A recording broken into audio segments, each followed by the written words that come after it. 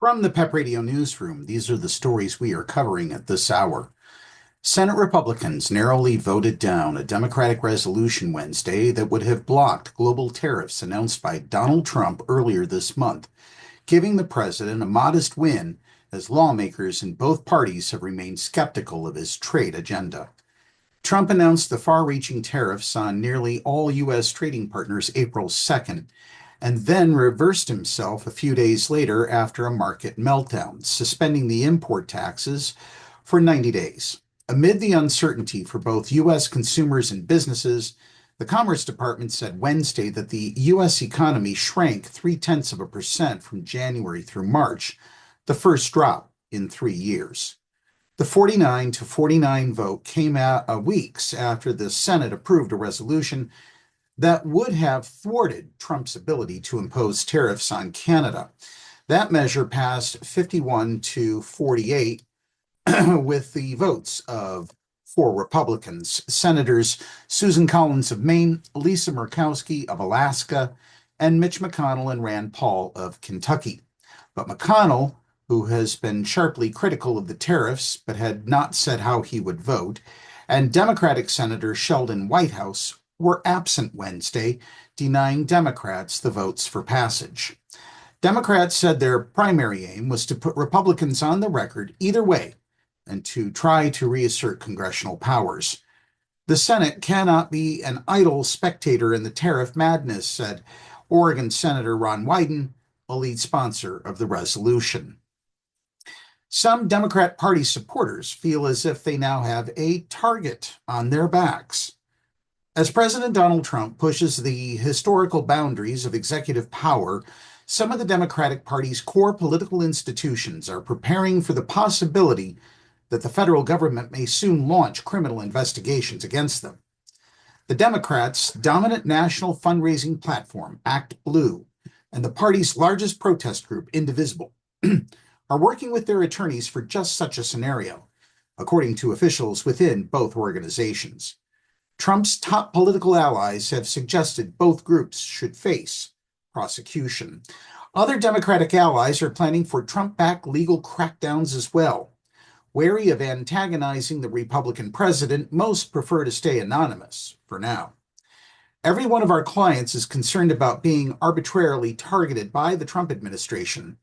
We are going to great lengths to help clients prepare for or defend themselves, said Ezra Reese, political law chair at Elias Law Group, which represents Democratic groups and candidates and is chaired by Mark Elias, the lawyer who himself has been a Trump target. An FBI spokesperson declined to comment when asked about potential investigations into Act Blue and Indivisible.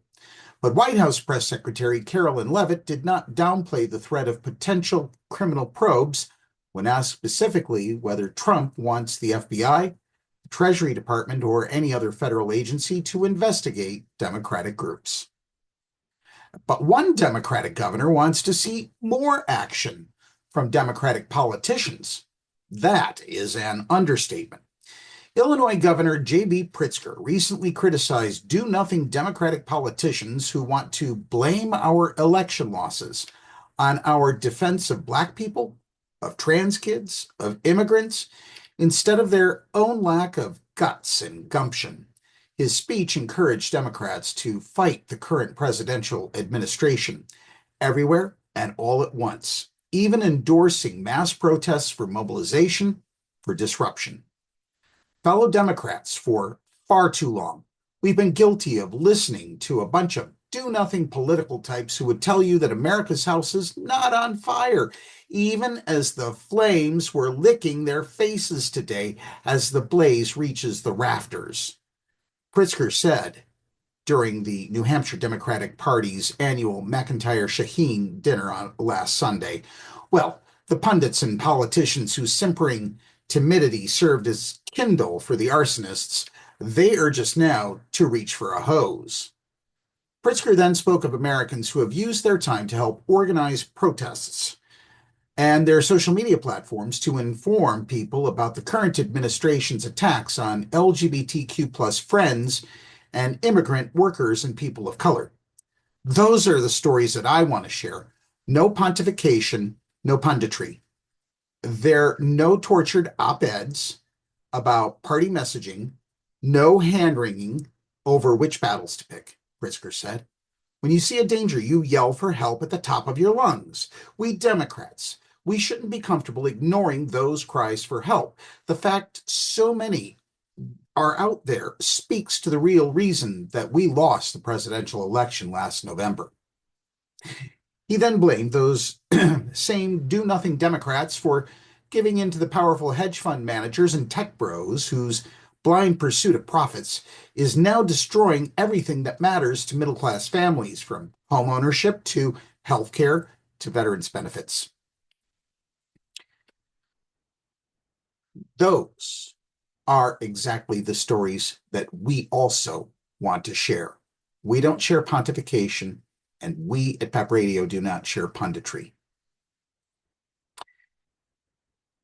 Continuing on with the story, the Human Rights Campaign's Director of Communications, Laurel Powell, praised Pritzker's speech, telling The Advocate, Governor Pritzker talks the talk and walks the walk when it comes to LGBTQ plus allyship. We're lucky to have him and a number of other governors like Maine's Janet Mills and Kentucky's Andy Beshear, who have been willing to stand up for our community as we face attacks from the MAGA regime. That's the news at this hour. Download the Live 365 app to take PEP Radio wherever you go. Up next is the Meadville area weather forecast from the National Weather Service here on PEP Radio.